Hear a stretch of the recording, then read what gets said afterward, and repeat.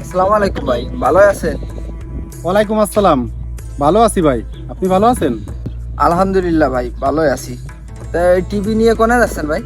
এই টিভিতে একটু ডিস্টার্ব দিছে ভাই, তাই ফুলবাড়ির বাজারে নিয়ে যাচ্ছি রুবেলের কাছ, দেখি একটু সারিয়ে নিয়ে আসি। ও ভাই, টিভি সারতে যাচ্ছেন?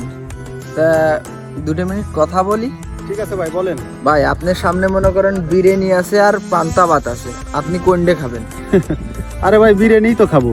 ভাই, এই যে রমজান মাস চলে আসছে, আপনি যে টিভি সারিয়ে নিয়ে যে বাড়ি নিয়ে যাবেন, বাড়ির লোক টিভি দেখবে, তাদের আমল নামায় যে গুনাহটা হবে সেম অংশীদার কিন্তু আপনি। ঠিক আছে, আপনার আমল নামায়ও এই সেম গুনাহ হবে। ঠিক আছে, তো ভালো মন্দ তো বোঝেনি, এখন দেখেন আপনার ইচ্ছা। ভাই, আমি তো এইটা এইভাবে ভেবে দেখি নাই, আমার তো আসলেই ভুল হচ্ছে। রোজা রমজানের সময় টিভি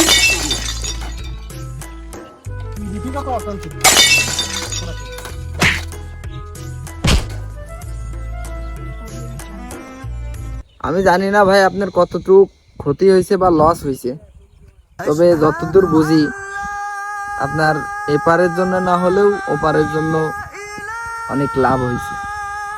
তো আজান দিয়ে দেছে, চলেন না আমরা নামাজে যাই। চলেন ভাই, নামাজে যাই।